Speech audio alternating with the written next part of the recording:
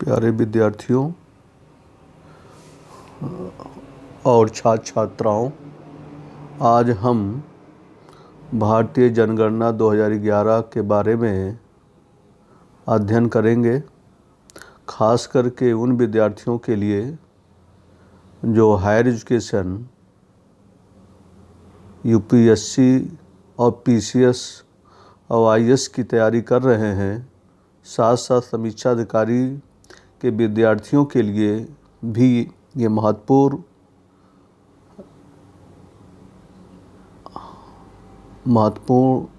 जनगणना 2011 के प्रमुख आंकड़े दिए गए हैं, अध्ययन किया जाएगा और अवश्य ही आंकड़ों से इन पर 1, 2, 4 क्वेश्चन ज़रूर पूछे जाते हैं। तो आज हम आंकड़ों का अध्ययन करते हैं।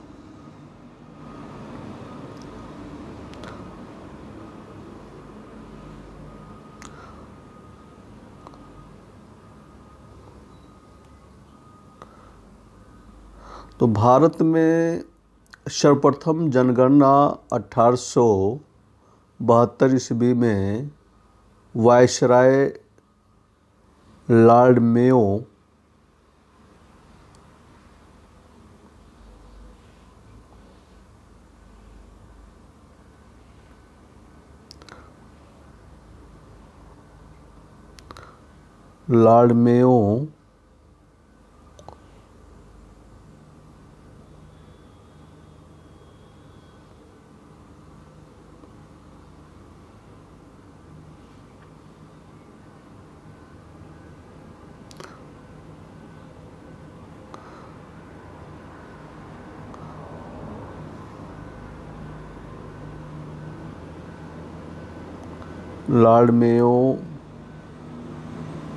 के काल में की गई थी। कहने का मतलब कि सर्वप्रथम भारत में जनगणना 1872 में लॉर्ड मेयो के काल में की गई थी, किंतु नियमित जनगणना लॉर्ड रिपन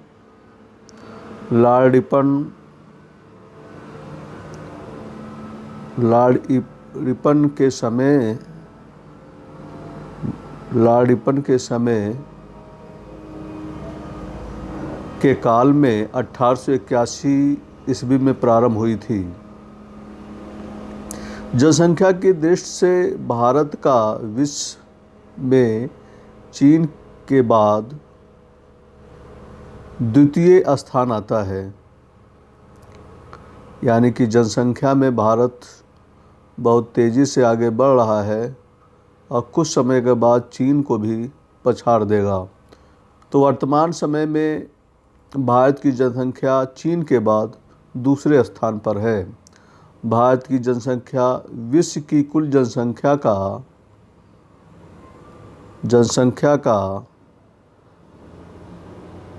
17.5% है।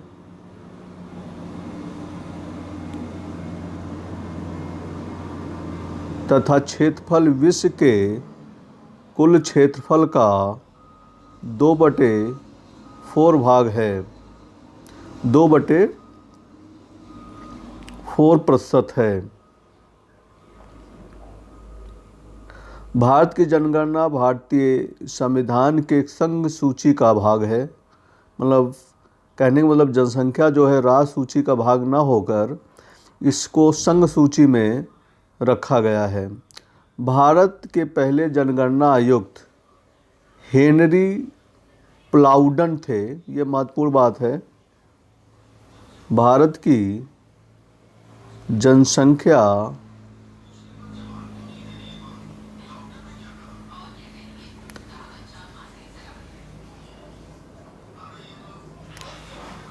भारत में पहली जनगणना आयुक्त हेनरी प्लाउडन थे।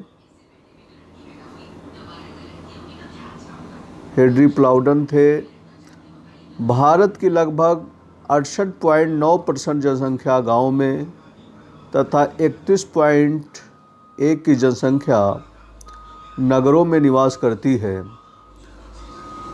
भारत के महापंजीयक द्वारा आयोजित जनगणना 2011 के अनुसार महिलाओं की भागीदारी खेतिहर के रूप में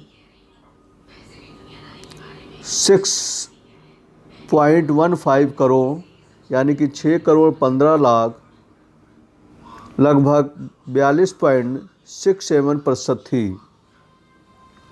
भारत की जनगणना की दशकीय वृद्धि दर 17.70% है, जबकि भारत की जनसंख्या की वार्षिक वृद्धि दर 1.64% है।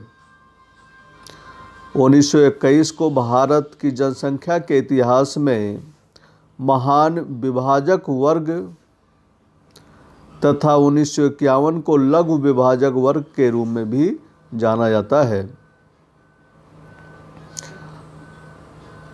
महत्वपूर्ण पॉइंट है, 1921 को भारत की जनसंख्या के इतिहास में महान विभाजक वर्ग तथा 1921 को लघु विभाजक वर्ग के रूप में जाना जाता है।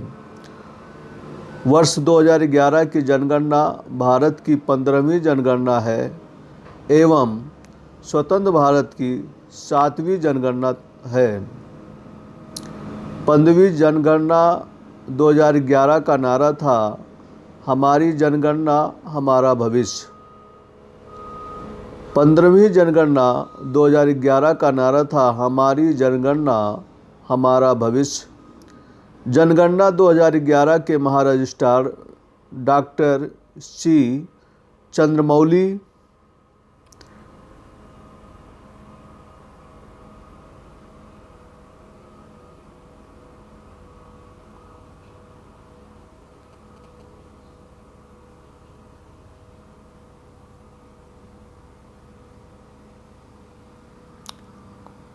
जनगणना 2011 के महारजिस्ट्रार डॉक्टर सी चंद्रमौली थे।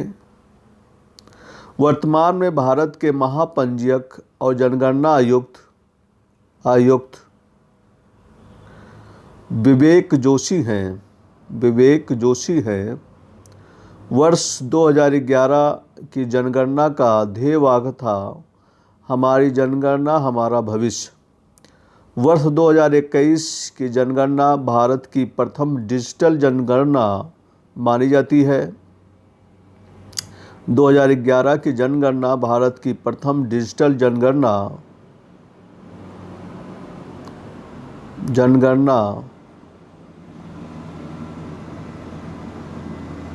मानी जाती है। जनगणना 2021 देश की 16वीं और आज़ादी की 8वीं जनगणना होगी।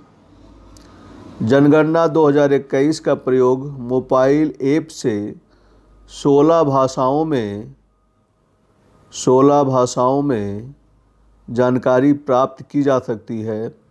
इस जनगणना में प्रत्येक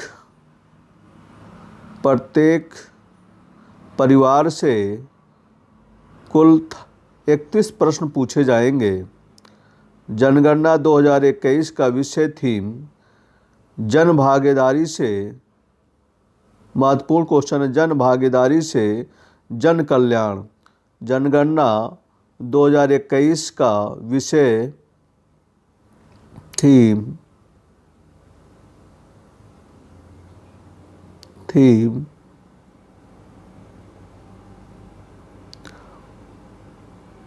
जन भागीदारी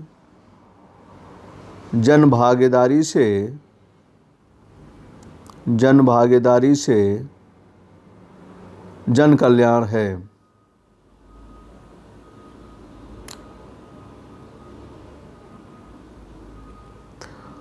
जनघनत्व के बारे में अध्ययन करते हैं।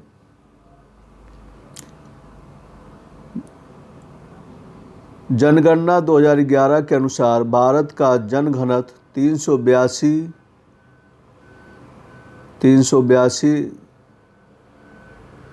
जनगणना 382 था, यानी कि 1 किलोमीटर में 382 व्यक्ति का निवास स्थान होता था। भारत में 2001 से 2011 के बीच जनघनत्व की वृद्धि दर 57 व्यक्ति प्रति वर्ग किलोमीटर थी। भारत में 2011 से लेकर 2011 के बीच जनघनत्व की वृद्धि 57 वर्ग किलोमीटर थी। सर्वाधिक जनघनत्व वाला राज्य बिहार था, वहाँ लगभग 1106 था। भारत की जनघनत्व वाला राज्य, सर्वाधिक जनघनत्व वाला राज्य बिहार 1006 था। सबसे कम जनघनत्व वाला राज्य अरुणाचल प्रदेश माना जाता है, यानी कि 17 किलोमीटर 17 जनघनत्व 17 लोग 1 किलोमीटर के अंदर 17 लोग निवास करते थे। वहीं पर बिहार में 1 किलोमीटर के अंदर 1106 व्यक्ति निवास करते थे, यानी कि घनत्व इतने कम किलोमीटर में इतने अधिक लोग निवास करते थे। सर्वाधिक जनघनत्व वाला केंद्र शासित राज्य दिल्ली था, 11,320। सर्वाधिक जनघनत्व वाला केंद्र शासित प्रदेश दिल्ली 11,320 था। सबसे कम जनघनत्व वाला केंद्र शासित देश अंडमान और निकोबार था, कुल 46 व्यक्ति। जनघनत्व की दृष्टि से सर्वाधिक जनघनत्व वाले शीर्ष राज्य पहला बिहार था, दूसरा पश्चिम बंगाल था और तीसरा केरल था। जनघनत्व की दृष्टि से सर्वाधिक जनघनत्व वाले शीर्ष 3 राज्य पहला बिहार, दूसरा पश्चिम बंगाल, तीसरा केरल था। जनघनत्व की दृष्टि से सर्वाधिक जनघनत्व वाले शीर्ष केंद्र शासित प्रदेश था, पहला दिल्ली, दूसरा चंडीगढ़, तीसरा पुदुचेरी। ये पांडिचेरी का नाम बदलकर पुदुचेरी कर दिया गया है। जनघनत्व की दृष्टि से सबसे कम जनघनत्व वाले राज्य पहला अरुणाचल प्रदेश, दूसरा मिजोरम, तीसरा सिक्किम को माना जाता है। पहला अरुणाचल प्रदेश, दूसरा मिजोरम, तीसरा सिक्किम को माना जाता है। जनघनत्व की दृष्टि से सबसे कम जनघनत्व वाले केंद्र शासित प्रदेश पहला अंडमान एवं निकोबार, दूसरा है दादर नगर हवेली, तीसरा है लक्षद्वीप। पहला है अंडमान एवं निकोबार द्वीप समूह, दूसरा है दादर एवं नगर हवेली, तीसरा है लक्षद्वीप। लिंगानुपात के बारे में अध्ययन करते हैं प्यारे विद्यार्थियों। तो जनगणना 2011 के अनुसार भारत का लिंगानुपात 943 है। उच्चतम लिंगानुपात वाले राज्य पहला स्थान केरल, दूसरा स्थान तमिलनाडु और तीसरा स्थान आंध्र प्रदेश है।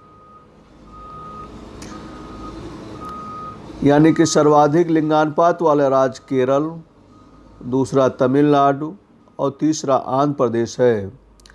न्यूनतम लिंगानुपात वाला राज्य हरियाणा है, दूसरा राज्य जम्मू कश्मीर है और तीसरा राज्य सिक्किम को माना जाता है। उच्चतम लिंगानुपात वाले केंद्र शासित प्रदेश पहला पुदुचेरी, दूसरा लक्षद्वीप और तीसरा अंडमान निकोबार द्वीप समूह माना जाता है। जबकि न्यूनतम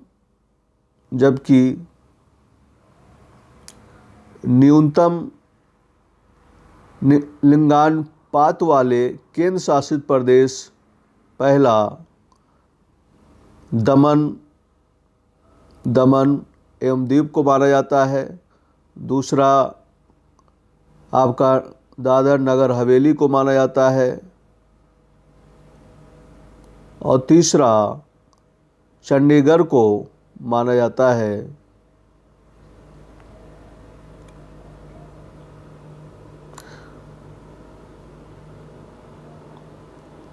साक्षरता के बारे में पढ़ते हैं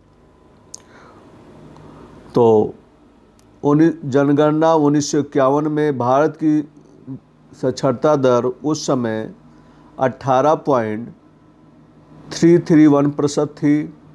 जनगणना 1951 में भारत की साक्षरता दर 18.33% थी, जबकि जनगणना 2011 में भारत की साक्षरता दर 74.04 थी। जनगणना 2011 में पुरुष साक्षरता 80.9 है, जबकि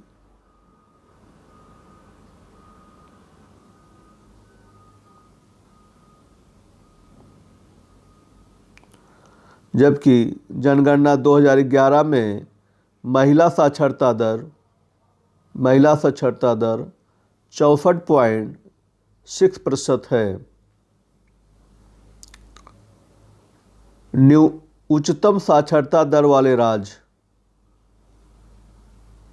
उच्चतम साक्षरता वाले राज्य पहला केरल को माना जाता है, दूसरा मिजोरम को माना जाता है, तीसरा स्थान गोवा को मिला हुआ है। न्यूनतम साक्षरता दर वाले राज्य। न्यूनतम साक्षरता दर वाले राज्य पहला बिहार को माना जाता है, दूसरा अरुणाचल प्रदेश को माना जाता है और तीसरे स्थान राजस्थान स्थान रखता है।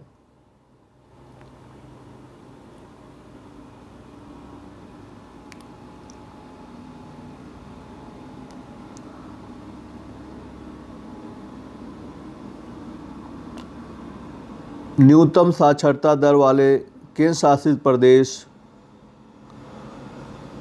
दादर नगर हवेली को माना जाता है, दूसरा दमन एवं दीव को माना जाता है और तीसरा चंडीगढ़ को माना जाता है।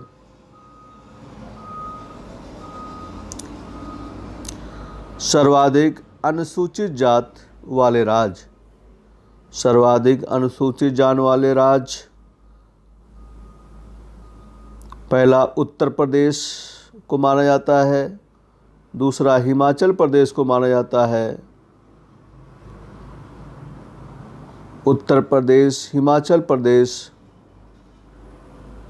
और तीसरा पश्चिम बंगाल को माना जाता है। न्यूनतम अनुसूचित जात वाले राज्य। न्यूनतम अनुसूचित जात वाले राज्य पहला मिजोरम को माना जाता है, दूसरा नागालैंड को माना जाता है और चौथा अरुणाचल प्रदेश को माना जाता है।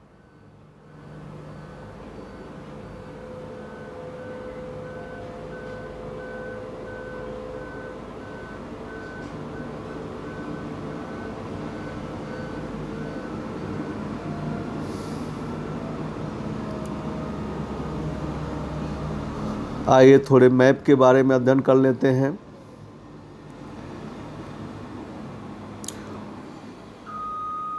देखिए ये जम्मू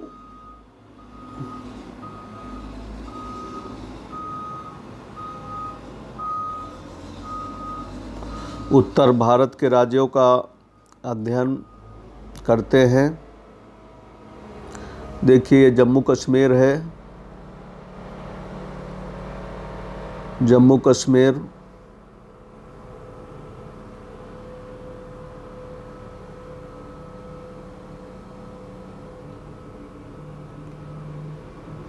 फिर हिमाचल प्रदेश है, यानी कि हिमाचल के उत्तर में जम्मू कश्मीर, जम्मू कश्मीर के दक्षिण में हिमाचल प्रदेश सटा हुआ है और हिमाचल प्रदेश से ही सटे हुए उत्तराखंड है और हिमाचल प्रदेश को टच करता हुआ पंजाब है और पंजाब के बगल में चंडीगढ़ है और राजस्थान जो है क्षेत्रफल में सबसे बड़े राज्य को इंगित करता है, जो हरियाणा, हिमाचल प्रदेश के बगल में है।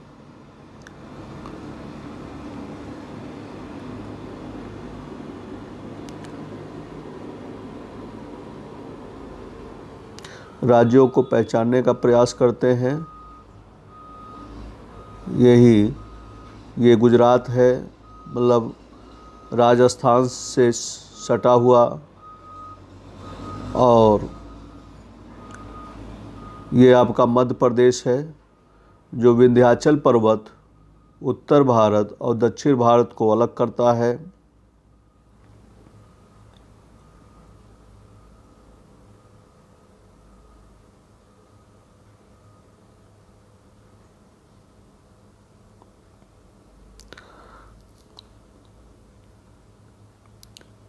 मध्य प्रदेश जो है ये ऐसे विंध्याचल पर्वत है जो उत्तर भारत, नॉर्थ साउथ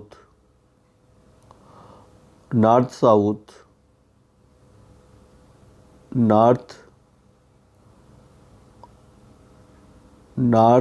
साउथ को अलग करता है। विंध्याचल पर्वत नॉर्थ और साउथ को अलग करता है, उत्तर भारत, दक्षिण भारत।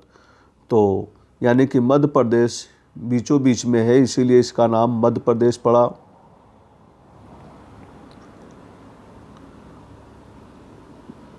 मध्य प्रदेश और मध्य प्रदेश से सटा हुआ आपका राजस्थान है और मध्य प्रदेश से सटा हुआ यानी कि मध्य प्रदेश से उत्तर में आपका उत्तर प्रदेश है। उत्तर प्रदेश के उत्तर नेपाल की पूरी सीमा लगी हुई है। उत्तर प्रदेश से ही कटकर 2001 में उत्तराखंड बना था। ये पहले उत्तराखंड पूरा ये उत्तर प्रदेश में ही था। पहाड़ी क्षेत्रों को काटकर 2001 में उत्तराखंड बनाया गया।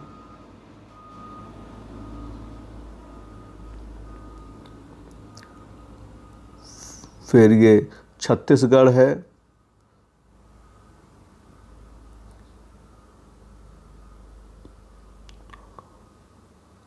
ये मध्य प्रदेश को काटकर 2001 में छत्तीसगढ़ को बनाया गया था। ये छत्तीसगढ़ है, मध्य प्रदेश को काटकर 2001 में छत्तीसगढ़ बनाया गया था। ये पहचानिए छत्तीसगढ़।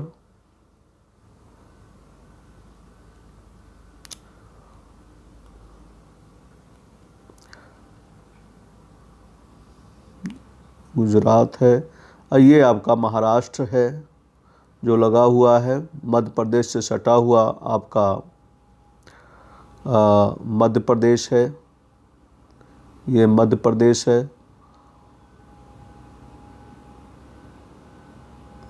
और आपका ये छत्तीसगढ़ तो है ही है।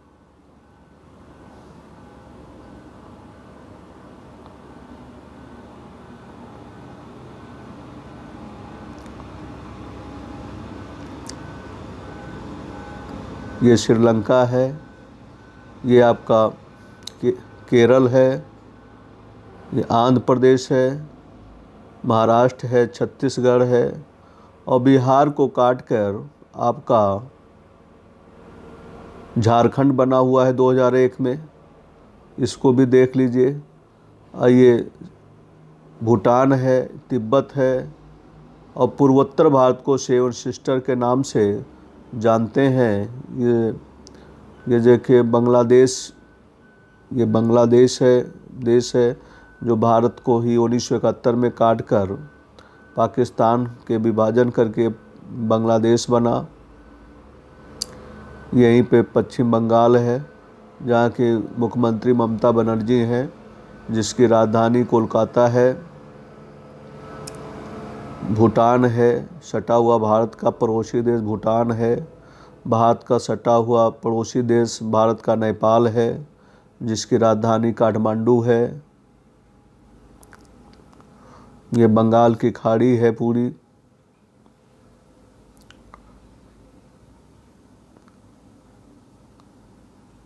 ये सेवन सिस्टर के नाम से जाना जाता है।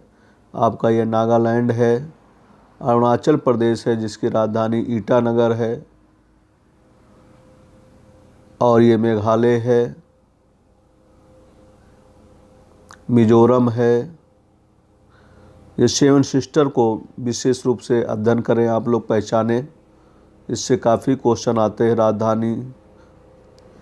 राजधानी सेवन सिस्टर की राजधानियों के बारे में पढ़ें। तो इस प्रकार से हम थोड़ा सा मैप भारत का बताने का प्रयास किए हैं कि ये उत्तर भारत, विंध्याचल पर्वत उत्तर भारत दक्षिण भारत को अलग करता है। आपका दायां हाथ ये पूरब के प्रांत होते हैं, जिसमें अरुणाचल प्रदेश, असम, पश्चिम बंगाल। असम की राजधानी जो है दिसपुर है, जहाँ के इस समय मुख्यमंत्री शर्मा जी हैं। तो इस प्रकार से आप सभी लोगों को मैप के बारे में बताया गया है। तो शायद ये मेरा PDF का पहला है, और हमारा नाम टारगेट विद शैलेंद्र के नाम से ये चैनल हमने बनाया है।